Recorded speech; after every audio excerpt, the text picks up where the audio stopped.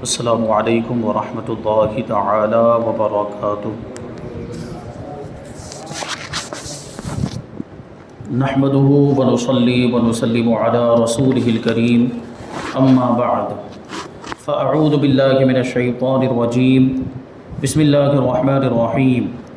ان اللہ وملائکتہ یصلون علی النبی یا ایہا الذین آمنوا صلوا علیہ وسلموا تسلیما۔ اللہم صلی علی سیدنا و مولانا محمد معدن الجود والکرم وآلہ الکرام وابنہ الکریم وبارک وسلم صلاۃ و سلاما علیک یا رسول اللہ صلی اللہ تعالی علیہ وسلم۔ سورہ بقرہ آیت نمبر 4 کی تفسیر جاری ہے۔ اس کا آخری حصہ ہے وبالآخرۃ ھم یوقنون۔ اس حصے میں ایمان والوں کی ایک اور صفت بیان کی گئی۔ ایمان والوں کی خوبی یہ ہے کہ وہ آخرت پر یقین رکھتے ہیں۔ اب یہاں پہ غور کرنے کی ضرورت ہے، تو وبالآخرۃ ھم یوقنون فرمایا، یعنی ڈائریکٹ اگر وبالآخرۃ یوقنون کہہ دیا جاتا تب بھی معنی درست ہو جاتا، اور یہ ہوتا کہ ہاں آخرت پر وہ یقین رکھتے ہیں، لیکن بیچ میں ہم لایا گیا، جبکہ عربی گرامر کے اعتبار سے یوقنون میں ہی وہ ہم کا معنی آ جاتا ہے، لیکن بیچ میں ہم لایا گیا تو اس کو کہتے ہیں یہ حصر کے لیے لایا گیا۔ حصر کے لیے لانے کا مطلب کیا ہوتا ہے؟ یعنی وہ فعل کا جو حکم ہے، جو کام یعنی یقین کرنے کا جو فعل ہے، اس کا حصر بیان کرنے کے لیے ایمان والوں کے اندر۔ حصر کا مطلب کیا ہوتا ہے؟ گھیراؤ۔ گھیراؤ کا مطلب یہ ہوتا ہے کہ اس کام کو انجام دینے والے وہی ہیں جن کا ذکر یہاں پر اس سے پہلے آیا ہے۔ یہاں کس کا ذکر آیا؟ ایمان والوں کا ذکر آیا۔ اور فعل کون سا ہے؟ کام کون سا ہے؟ یقین کرنا۔ تو اب یقین کرنے کا حصر ہو رہا ہے ایمان والوں کے اندر۔ مطلب کیا ہوا کہ آخرت پر ایمان والے ہی یقین کرتے ہیں، یہ مطلب ہوگا اس کا۔ آخرت پر ایمان والے ہی یقین رکھتے ہیں اور آخرت کو وہی مانتے ہیں، کیونکہ دیکھیں آریہ یا سناتنی ہندو وغیرہ چونکہ نہ تو قیامت کو مانے نہ قیامت کے بعد کے حالات کو، اس لیے یہ حصر صحیح ہو گیا۔ یعنی دوسری قوم کے لوگ تو قیامت کو مانتے ہی نہیں ہیں، آخرت کو مانتے ہی نہیں ہیں، تو مانتے کون ہیں؟ ایمان والے مانتے ہیں۔ آخرت کو کون مانتا ہے؟ ایمان والے مانتے ہیں۔ اچھا، اب سوال آئے گا ذہن میں کہ چلو یہ آریہ ہے، یہ ہندو ہے، سناتنی ہے، یہ تو آخرت کو نہیں مانتے، قیامت کو بھی نہیں مانتے، لیکن یہودی اور نصرانی تو مانتے ہیں، یہودی اور عیسائی تو مانتے ہیں، آخرت کو مانتے ہیں، قیامت کو بھی مانتے ہیں۔ تو اس کا جواب دیتے کہ اسی طرح عیسائی اور یہودی اگرچہ قیامت وغیرہ کو مانتے ہیں لیکن غلط طریقے سے مانتے ہیں، جس طرح ماننا چاہیے اس طرح نہیں مانتے۔ چنانچہ وہ لوگ کہتے ہیں کہ جنت میں صرف یہودی جائیں گے، اور عیسائی کیا کہتے ہیں کہ جنت میں صرف عیسائی جائیں گے، ان کے علاوہ کوئی نہیں جائے گا۔ اور نیز یہ کہ یہودیوں کو صرف چند دن تک ہی آگ کا عذاب ہوگا، یعنی چند دن تک کے لیے ہی، چند دنوں ہی وہ جہنم میں جائیں گے، پھر وہاں سے نکال دیے جائیں گے اور ان کو جنت میں پہنچا دیا جائے گا۔ یہ ان کا عقیدہ ہے۔ اور وہ کتنے دن؟ ایک روایت کے مطابق 40 دن۔ یہودیوں کا عقیدہ ہے کہ وہ 40 دن تک ہی جہنم کے عذاب میں رہیں گے، پھر وہاں سے نکال دیا جائیں گے۔ اور 40 دن کیوں؟ یہ 40 دن جو ہے وہ بچھڑے کی عبادت کرنے کی مدت ہے، یعنی ان کے آبا و اجداد نے بنی اسرائیل، حضرت موسیٰ علیہ السلام جو کوہ طور پر تشریف لے گئے تھے، اپنے پیچھے حضرت ہارون علیہ السلام کو اپنا خلیفہ بنا کر گئے تھے، تو اس وقت کیا ہوا تھا؟ حضرت موسیٰ علیہ السلام کوہ طور پر 40 دن تک رہے۔ یہاں ان کے جانے کے بعد سامری جادوگر نے ایک بچڑا بنا لیا اور اس میں اس انداز میں کچھ سوراخ وغیرہ کیا، اور ایک روایت کے مطابق حضرت جبریل امین علیہ السلام کے گھوڑے کے قدموں کی مٹی اس کو مل گئی تھی، اس نے وہ اٹھا کر اس میں ڈال دیا تو اس کے اندر جان آ گئی تھی۔ یہ بھی ایک روایت ہے۔ تو وہ آواز کرتا تھا، وہ بچڑا جو تھا وہ آواز کرتا تھا، تو اس سے ان لوگوں نے سمجھا کہ یہ ہمارا خدا ہے، ہمارا معبود ہے، اور اس کی پوجا کرنے لگ گئے، اس کی عبادت کرنے لگ گئے۔ 40 دن تک انہوں نے اس بچڑے کی عبادت کی ہے۔ تو اس کے بارے میں ان لوگوں کا عقیدہ ہے کہ بس وہ 40 دن تک ہی، جتنی مدت تک ان کے آبا و اجداد نے، ان کے باپ دادا نے حضرت موسیٰ علیہ السلام کے زمانے میں وہ بچڑے کی پوجا کی تھی، اتنے ہی دنوں تک یہ جہنم کے عذاب میں رہیں گے، پھر نکال دیے جائیں گے۔ جبکہ یہ ان کی من گھڑت باتیں ہیں، یہ اپنی طرف سے بنائی ہوئی باتیں ہیں، کسی آسمانی کتاب میں یا قرآن میں یا کسی اور معتبر کتاب میں اس کا کوئی ثبوت نہیں ہے، یہ اپنی طرف سے انہوں نے بنا لیا۔ اور یہ کہ جنت کی نعمتیں دنیا کی نعمتوں کی طرح نہیں، ان کا عقیدہ یہ یعنی وہاں غذائیں اور بیویاں نہیں ہوں گی، کیونکہ یہ چیزیں جسم کی پرورش اور نسل کو بڑھانے کے لیے ہوتی ہیں، اور وہاں ان کی ضرورت ہی نہیں ہے جنت میں، بلکہ وہاں صرف روحانی خوشی اور سرور ہوگا۔ یہ یہودیوں کا اور عیسائیوں کا عقیدہ بیان کیا جا رہا ہے، اور ان میں سے بعض تو یہ کہتے ہیں کہ یہ سب چیزیں ہوں گی تو، لیکن ہمیشہ نہیں رہیں گی، بلکہ دنیا کی طرح وہ بھی ختم ہو جائیں گی، مٹ جائیں گی۔ اس لیے ان لوگوں نے حقیقتاً صحیح معنوں میں آخرت کو مانا ہی نہیں۔ ثابت ہوا کہ مسلمانوں کے علاوہ کسی نے بھی آخرت کو صحیح طور پر نہیں مانا، اور بعض نے تو بالکل ہی نہیں مانا، جیسے ہندو، سناتنی وغیرہ، جیسے آریہ، اور بعض نے مانا لیکن غلط طریقے سے مانا۔ لہٰذا یہ انحصار بالکل صحیح ہوا، یعنی یہ کہنا کہ ایمان والے ہی آخرت پر یقین رکھتے ہیں، یہ درست ہو گیا۔ ایمان والے ہی حقیقت میں جس طرح یقین رکھنا چاہیے، جس طرح ماننا چاہیے آخرت کو، اس طرح کون مانتا ہے؟ ایمان والے ہی مانتے ہیں۔ ٹھیک ہے، اب کہتے ہیں کہ جو شخص مسلمانی کا دعویٰ کر کے، مسلمان ہونے کا دعویٰ کر کے، جنت و دوزخ وغیرہ کا انکار کر کے، یا وہاں کی نعمتوں میں عیسائیوں کی طرح تعویل کرے، جیسا کہ سر سید احمد علی گنی اور اس کے ہوا خواہ یعنی اس کے متبعین نے کہا ہے، وہ کافر اور مرتد ہے، جو جنت کا انکار کرتے، جو دوزخ کا انکار کرتے۔ اب یہ جو سر سید احمد، ان لوگوں کو نیچری کہا جاتا ہے، وہ نیچر کے ماننے والے، نیچر مطلب جو چیزیں قدرتاً ہوتی ہیں، قدرت سے جن کا تعلق ہے، جن کا تعلق فطرت سے، جن کا تعلق نیچر سے، اس کو مانتے ہیں۔ یعنی جیسے کہ سائنس کے نظریات ہوتے ہیں، سائنس یا سائنس کے ماننے والے یا سائنسداں، سائنٹسٹ لوگ، اس کے ماہرین، ان کا کیا ہوتا ہے کہ جو چیز عقل میں آتی ہے اس کو مانتے ہیں، جو چیز عقل میں نہیں آتی اس کو نہیں مانتے۔ تو یہ سر سید احمد اور اس کے ماننے والوں کا بھی ایسا ہی معاملہ تھا کہ جو چیز ان کو سمجھ میں آتی تھی وہ مانتے ہیں، اور جس کو جو نہیں سمجھ میں آتی وہ نہیں مانتے۔ تو جنت اور دوزخ کیونکہ ان کا تعلق آخرت سے ہے، جنت کو ابھی کسی انسان نے دیکھا نہیں، رسول پاک صلی اللہ علیہ وسلم نے دیکھا ہے، یہ حضور پاک صلی اللہ علیہ وسلم کی خصوصیت ہے۔ جنت اور دوزخ کا تو پتہ کب چلے گا؟ جب قیامت قائم ہوگی، جنتی جنت میں چلے جائیں گے اور جہنمی جہنم میں چلے جائیں گے، تب پتہ چلے گا کہ جنت کیا ہے اور جہنم کیا ہے۔ بس حضور پاک صلی اللہ علیہ وسلم نے جتنا ہمیں جنت اور دوزخ کے بارے میں بتایا اتنا ہم جانتے ہیں یا علماء بیان کرتے ہیں۔ تو جنت اور دوزخ یہ ایک مسلمہ حقیقت ہے۔ جنت اور دوزخ کا اگر کوئی انکار کرے تو وہ کافر ہو جائے گا، کیونکہ جنت کا ذکر قرآن میں بھی ہے اور اسی طرح دوزخ کا ذکر بھی ہے، اور جنت اور دوزخ کا ذکر احادیث متواترہ میں بھی ہے، احادیث مشہورہ میں بھی ہے۔ تو جنت اور دوزخ کا انکار کرنے والا قرآن اور حدیث کا انکار کرنے والا ہے، اور جو قرآن اور حدیث کا انکار کرے وہ کافر ہو جاتا ہے، دائرہ اسلام سے خارج ہو جاتا ہے۔ تو ان لوگوں نے یہ کہا، کیونکہ ان کی سمجھ میں نہیں آئی جنت اور دوزخ، کیونکہ انہوں نے دیکھا نہیں۔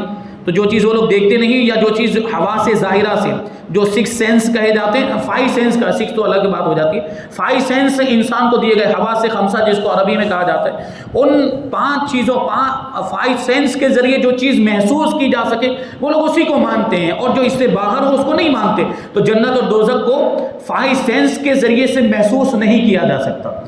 جنت اور دوزخ کو ہم اپنے حواس خمسہ کے ذریعے دنیا میں رہتے ہوئے محسوس نہیں کر سکتے، آنکھ سے دیکھ نہیں سکتے، کان سے سن نہیں سکتے ہیں، منہ سے بولا نہیں جا سکتا، بولا مطلب اس کی حقیقت کو بیان نہیں کیا جا سکتا، یہ چیز ہے، حواس خمسہ کے ذریعے اس کو معلوم نہیں کیا جا سکتا۔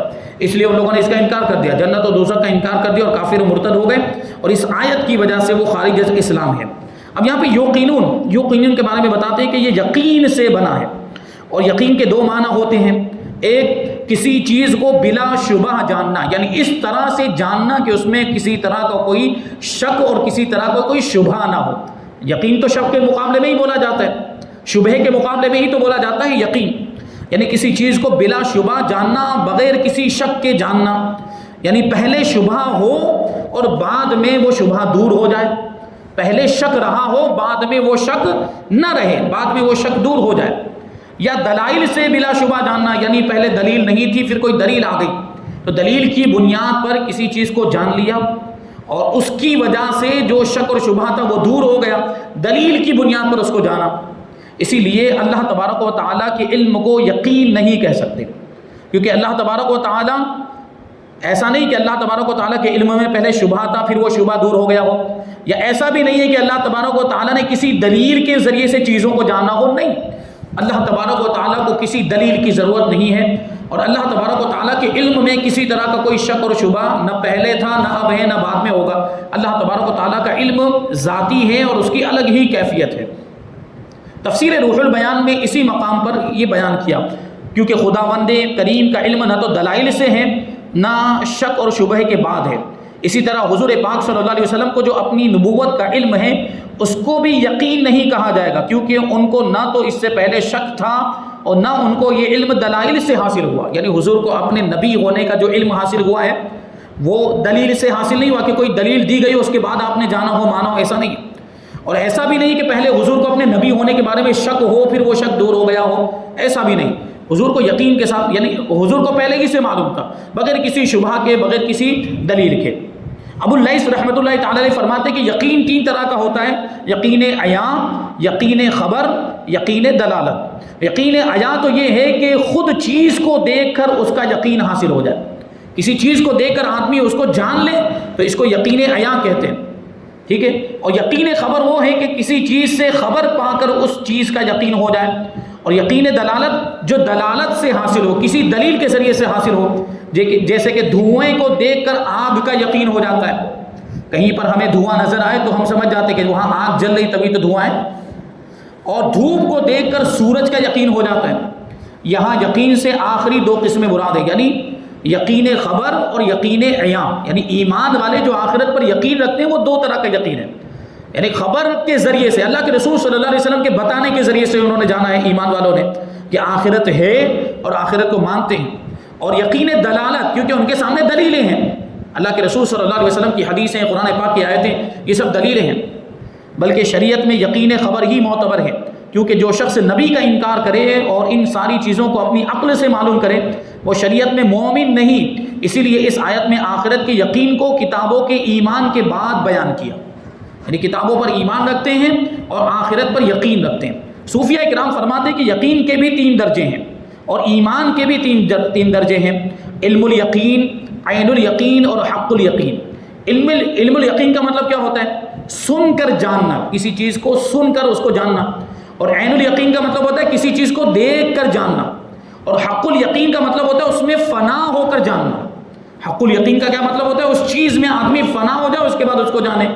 اس کی مثال یوں سمجھیں کہ ایک شخص سن کر جانتا ہے کہ آگ گرم ہے، ایک شخص نے سنا اور اس کو پتا چل گیا، سن کر اس نے جان لیا کہ آگ گرم ہوتی ہے، اور دوسرا آگ کے پاس بیٹھا ہوا ہے، اس کی گرمی محسوس کر رہا ہے اور اس کی گرمی کو محسوس کر کے اس نے جانا کہ آگ جو ہے وہ گرم ہوتی ہے، ٹھیک ہے۔ اور تیسرے شخص نے اپنے آپ کو آگ میں ڈال دیا اور آگ نے اس کی رگ رگ میں سرایت کر لی، اور اب وہ زبان حال سے ہی کہنے لگا، یعنی اب آگ میں اپنے آپ کو ڈالنے کے بعد اس کا تجربہ کر رہا ہے وہ، تو یہ ہو گیا حق الیقین، یعنی آگ میں اپنے آپ کو فنا کرنے کے بعد آگ کو اس نے جانا۔ جیسے کہ شاعر نے کہا کہ من تو شدم تو من شدی، من تن شدم تو جان شدی، تان کس نہ گویت بعد ازا من دیگرم تو دیگری۔ یعنی میں تو ہو گیا، تو میں ہو گیا، میں بدن ہو گیا، تو جان ہو گیا، تاکہ کوئی یہ نہ کہہ سکے اس کے بعد کہ میں الگ ہوں اور تو الگ ہے۔ آدمی فنا ہو جائے، وہ کہتے ہیں نا فنا فی الرسول، فنا فی اللہ۔ رسول اللہ صلی اللہ علیہ وسلم کی ذات میں کوئی فنا ہو گیا، یا اللہ تبارک و تعالیٰ کی ذات و صفات میں کوئی فنا ہو گیا، اس کا یہ حال ہوتا ہے۔ اس فنا کے بعد اس کو جاننا، تو پہلا علم الیقین ہوا، دوسرا عین الیقین اور تیسرا حق الیقین۔ حق الیقین والا جس پر نظر فرما دے اس کو بھی اپنے رنگ میں رنگ دیتا ہے۔ جس کو حق الیقین حاصل ہو جاتا ہے، اب جس پر نظر ڈالے اس کو اپنے جیسا بنا دیا کرتا ہے۔ اللہ والوں کا حال جانا ہے آپ نے، اللہ کے ولیوں کے واقعات آپ نے سنے، نظر ڈالی اس کی دل کی دنیا بدل گئی۔ ایسے واقعات بہت سنے کہ کوئی شرابی آیا، کوئی جواری آیا، کوئی فاسق، کوئی بہت بڑا گنہگار اللہ کے ولی کی بارگاہ میں آیا، کوئی بات چیت نہیں ہوئی، کوئی گفتگو نہیں، کوئی سمجھنا سمجھانا نہیں ہوئی، کوئی تعلیم کوئی تربیت نہیں ہوئی، صرف نظر ڈالی اور اس کے دل کی دنیا بدل گئی۔ تو یہ کیا تھا؟ یہ حق الیقین تھا۔ یہ اللہ والے اللہ کی ذات میں ایسے فنا ہو جاتے ہیں کہ پھر جس پر نظر ڈالتے ہیں اس کو بھی اللہ والا بنا دیا کرتے ہیں، اس کو بھی اپنے رنگ میں رنگ دیا کرتے ہیں۔ دیکھیں مثال دیتے ہیں کہ کوئلہ جب آگ بن جاتا ہے، کوئلے کو جب آگ میں ڈالیں تو وہ گرم ہونے کے بعد وہ بھی لال ہو جاتا ہے کوئلہ، تو کہتے ہیں کہ جسم تو کوئلے کا ہی رہتا ہے، جو کوئلہ رہتا ہے وہ تو اپنی اصل حالت میں رہتا ہے، لیکن اب وہ کام آگ جیسا کرنے لگ جاتا ہے۔ یعنی آگ جو ہے کوئلے کے اندر اپنا اثر ڈال دیتی ہے، کوئلہ آگ میں فنا ہو جاتا ہے تو آگ والی تاثیر کوئلے کے اندر آ جاتی ہے۔ اب جو آگ کا کام ہے وہ کوئلہ بھی کرتا ہے، آگ کا کام ہے جلانا، اب وہ کوئلہ بھی جلانے لگ جاتا ہے، جبکہ الگ سے اگر کوئلہ ہو تو اس کے اندر کوئی گرمی نہیں ہوتی اور اس کے اندر جلانے کی صلاحیت نہیں ہوتی، لیکن جب اس کو آگ میں ڈال دیا جائے تو اس کے اندر بھی آگ کی طرح جلانے والی صفت آ جاتی ہے۔ نیز صوفیاء کرام فرماتے ہیں کہ جو شخص ان درجات میں ترقی چاہتا ہے، یعنی معرفت کی راہوں میں ترقی کرنا چاہتا ہے، اللہ کی معرفت حاصل کرنا چاہتا ہے، اس کو یہ آنے والے کام کرنے چاہیے۔ باوضو رہنا، ہمیشہ باوضو، یعنی وضو ٹوٹ جائے تو فوراً وضو کر لے۔ دوسرے نمبر پر ہے کم کھانا۔ تیسرے نمبر پر ہے اکثر خاموش رہنا۔ چوتھے نمبر پر ہے اکثر خدا کا ذکر کرتے رہنا۔ پانچویں نمبر پر ہے عالم کی چیزوں میں غور و فکر کرنا، دنیا جہان کی چیزوں میں غور و فکر کرنا۔ ہم اور آپ گھومنے پھرنے جاتے ہیں تو نیت یہ ہو کہ ہم جائیں گے، پہاڑوں کو دیکھیں گے، دریا سمندر کو دیکھیں گے، درختوں کو دیکھیں گے، جانوروں کو دیکھیں گے، پرندوں کو دیکھیں گے، اللہ کی ان مخلوقات کو دیکھیں تو اس میں غور و فکر کریں کہ اللہ تبارک و تعالیٰ نے ان کو کیسے پیدا کیا، یہ کیسی عجیب تعجب خیز مخلوق ہے، یہ پہاڑ اتنے بلند و بالا، یقیناً ان کا کوئی پیدا کرنے والا ہے۔ اس اعتبار سے غور و فکر کریں، صرف گھومنے پھرنے کی نیت سے، انجوائے کرنے کی نیت سے نہ جائیں، بلکہ ان ساری چیزوں میں غور و فکر کریں۔ پھر ہے چھٹے نمبر پر فرائض اور سنتوں کی پابندی کرنا، سنتوں کی بھی پابندی۔ اور نمبر 7 پر ہے دنیا والوں سے بے غرض رہنا، دنیا والوں سے کوئی مطلب نہ رکھنا، اپنی لو اللہ سے لگا دینا۔ اور 8ویں نمبر پر ہے کم سونا۔ اور 9ویں نمبر پر ہے حلال کھانا، حرام سے بچنا۔ 10ویں نمبر پر ہے ہمیشہ سچ بولنا۔ یہ چیزیں قفلوں کی چابیاں ہیں، یعنی تالوں کی چابیاں ہیں، یعنی ان چیزوں پر اگر کوئی عمل کرنا شروع کرتے، ان 10 چیزوں پر اگر کوئی عمل کرنا شروع کرتے تو تالے کھل جاتے ہیں۔ یہ تالوں کی چابیاں کس چیز کے تالے؟ اللہ کی معرفت کے تالے۔ اللہ کی معرفت کے تالے کھل جاتے ہیں، دروازے کھل جاتے ہیں، پھر وہ معرفت کی راہوں میں سفر کرنے لگ جاتا ہے، ترقی کرنے لگ جاتا ہے۔ یہ اللہ والوں کا یہی حال ہوتا ہے۔ آپ دیکھیں اکثر اولیاء کرام کی زندگی میں یہ ساری صفات پائی جاتی ہیں ان کی ذات کے اندر۔ سارے اولیاء کرام کو آپ ان کی زندگی کو، سوانح حیات کو اٹھا کر دیکھیں، یہ 10 چیزیں جو بیان کی گئی ہیں سارے اولیاء کرام کے درمیان یکساں طور پر پائی جاتی ہیں۔ یقین کا نتیجہ یہ ہونا چاہیے کہ انسان دنیا میں آخرت کی تیاری کرے۔ تفسیر روح البیان شریف میں ایک جگہ پر لکھا ہے کہ چند لوگ بہت دھوکے میں ہیں۔ کچھ لوگ ایسے ہیں جو دھوکے میں ہیں۔ ایک وہ جو اللہ کو خالق جان کر اس کی عبادت نہیں کرتا۔ بہت سے لوگ ایسے ہیں جو اللہ کو اپنا خالق مانتے ہیں، اللہ ہمارا پیدا کرنے والا ہے یہ مانتے ہیں، اللہ ہمارا مالک، لیکن پھر بھی اس کی عبادت نہیں کرتے ہیں، تو وہ آدمی دھوکے میں ہے کہ نہیں؟ دھوکے میں ہے۔ دوسرے نمبر پر وہ جو اللہ کو رازق جان کر اس پر بھروسہ نہیں رکھتا، یعنی یہ مانتا ہے، یہ عقیدہ رکھتا ہے کہ رزق دینے والی ذات اللہ تبارک و تعالیٰ کی ہے، پھر بھی اس پر بھروسہ نہیں کرتا ہے۔ ہوتا ہے نا، یہ خودکشی کے معاملات کیوں پیش آتے ہیں؟ یہ ڈپریشن کے معاملات یا دباؤ میں آ جانے کے معاملات یا بیماریاں جو دماغی بیماریاں ہو جاتی ہیں کیوں ہوتی ہیں؟ اللہ پر بھروسہ ہو تو اس طرح کا کوئی قدم ہی نہیں اٹھائے خودکشی والا۔ اور تیسرے نمبر پر وہ جو دنیا کو فانی جان کر دنیا پر بھروسہ کرتا ہے، یہ عقیدہ ہے کہ دنیا فنا ہو جانے والی ہے، دنیا ہمیشہ رہنے والی نہیں ہے، دنیا باقی رہنے والی نہیں ہے، پھر بھی دنیا پر بھروسہ کرتا ہے تو وہ دھوکے میں ہے۔ چوتھے نمبر پر وہ جو اپنے وارثوں کو اپنا دشمن سمجھ کر دین کھو کر ان کے لیے مال جمع کرتا ہے۔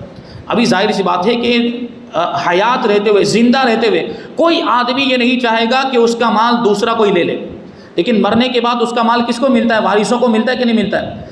اور یہ جانتا ہے کہ یہ وارث جو ہیں میرے مال کو لے لیں گے، یعنی ایک اعتبار سے وہ اس کے دشمن ہوئے، ان کو دشمن سمجھنے کے باوجود ان کے لیے مال جمع کرتا ہے، اور مال جمع کرنے میں اپنے دین کو کھو دیتا ہے۔ مطلب دین کی بھی فکر نہیں ہے، نمازوں کی بھی فکر نہیں ہے، اللہ سے غافل، اللہ کے ذکر سے بھی غافل، بس کمانے میں پڑا ہوا ہے، مال جمع کرنے میں پڑا ہوا ہے، جبکہ وہ مال اس کے پاس باقی رہے گا ہی نہیں، یہ تو مر جائے گا، اس کا مال اس کے وارثوں میں تقسیم ہو جائے گا۔ ہوتا ہے یہی بات ہے، تو ایسا آدمی بھی دھوکے میں ہے۔ پانچواں وہ جو کہ موت کو مان کر اس کی تیاری نہیں کرتا، موت کا یقین رکھتا ہے لیکن پھر بھی موت کے لیے تیاری نہیں کرتا۔ اور چھٹا وہ جو کہ جانتا ہے کہ قبر میری جگہ ہے اور پھر اس کو آباد نہیں کرتا، یعنی قبر میں جانا ہے ہر کسی کو، لیکن پھر بھی قبر کی آبادی کے لیے تیاری نہیں کرتا کہ قبر میں آسانی ہو، قبر کے عذاب سے محفوظ رہے، اس بات کی فکر کرنی چاہیے۔ اور ساتواں وہ جو کہ جانتا ہے کہ اللہ پاک حساب لے گا اور پھر وہ اپنا حساب صاف نہیں رکھتا۔ اگر کسی آدمی کو معلوم ہو کہ کوئی میرا جو بڑا والا اوپر والا جو ہے میرا باس ہے یا سیٹ ہے وہ مجھ سے حساب لے گا، تو وہ آدمی کیسا اپنا حساب صاف رکھتا ہے؟ تو یہاں پر بھی تو اللہ تبارک و تعالیٰ حساب لے گا، یہ ہم کو معلوم، ہمارا عقیدہ ہے، اس کے باوجود اگر کوئی اپنے حساب کو صاف نہ رکھے تو وہ دھوکے میں ہے۔ آٹھواں وہ جو کہ جانتا ہے کہ پل صراط پر چلنا پڑے گا اور اپنا بوجھ ہلکا نہیں کرتا، یعنی گناہوں کا بوجھ ہلکا نہیں کرتا، کیونکہ جو جتنا زیادہ گنہگار ہوگا اس کو چلنے میں اتنی زیادہ دشواری ہوگی۔ اب جو کافر ہوں گے وہ تو کٹ کٹ کے جہنم میں گر جائیں گے۔ پل صراط جانتے ہیں آپ لوگ، جہنم کے اوپر یہ پل ہے جو بال سے زیادہ باریک ہے، تلوار سے زیادہ تیز ہے، اس پہ چلنا پڑے گا۔ اور کافر کٹ کٹ کے گر جائیں گے، لیکن جو نیک متقی پرہیزگار، جو جتنا زیادہ نیک ہوگا، متقی پرہیزگار ہوگا، وہ اتنی ہی تیزی کے ساتھ گزر جائے گا۔ کتنے تو لوگ ایسے ہوں گے جو بجلی کی تیزی کی طرح، بجلی جس طرح دیکھتے ہیں ہم لوگ، بجلی کڑکتی چمکتی فوراً غائب ہو جاتی، تو بجلی کی تیزی کی طرح وہ گزر جائیں گے، پتہ بھی نہیں چلے، ابھی یہاں تھے، تھوڑی مطلب پلک جھپکتے وہاں پہنچ جائیں گے۔ لیکن دوسرے لوگ ایسے ہوں گے جو آہستہ آہستہ جا رہے ہوں گے گناہوں کی وجہ سے، تو گناہوں کا جتنا زیادہ بوجھ ہوگا اتنا ہی زیادہ وہاں پر چلنے میں دشواری ہوگی پل صراط پر۔ تو پل صراط کو جانتا ہے، پل صراط کا یقین رکھتا ہے، پھر بھی بوجھ ہلکا نہیں کرتا ہے، وہ آدمی بھی دھوکے میں ہے۔ اور نواں وہ جو کہ جانتا ہے کہ جہنم یہ بدکاروں کی جگہ ہے، جہنم میں گنہگاروں کو ڈالا جائے گا، مگر اس سے بھاگتا نہیں ہے، جہنم سے بھاگتا نہیں، مطلب جہنم سے بچنے کی کوشش نہیں کرتا۔ اور دسواں اور آخری آدمی وہ ہے جو کہ جانتا ہے کہ جنت ابرار کی جگہ ہے، یعنی جنت نیک لوگوں کی جگہ ہے، مگر اس کی طرف نہیں آتا، یعنی جنت کی طرف نہیں آتا۔ اور جنت کی طرف آنے کا مطلب کیا ہوا؟ نیکیوں کی طرف آنا، اچھے کاموں کی طرف آنا، کیونکہ یہی نیکیاں تو ہیں جو جنت میں لے کر جائیں گے۔ اللہ تبارک و تعالیٰ سب کو عمل کی توفیق عطا فرمائے۔ الحمدللہ یہاں پر آیت نمبر 4 کی تفسیر مکمل ہوئی۔ اب انشاءاللہ تبارک و تعالیٰ آیت نمبر 5 اولئک علی ھدی من ربہم واولئک ھم المفلحون، اس آیت کی تفسیر ہم آئندہ درس میں شامل کریں گے۔ اللہ تبارک و تعالیٰ کی بارگاہ میں دعا ہے کہ جو کچھ بھی بیان ہوا اس پر ہم سب کو عمل کرنے کی توفیق عطا فرمائے، اور نور قرآن سے ہم سب کے دلوں کو روشن اور منور فرمائے۔ وما علینا الا البلاغ۔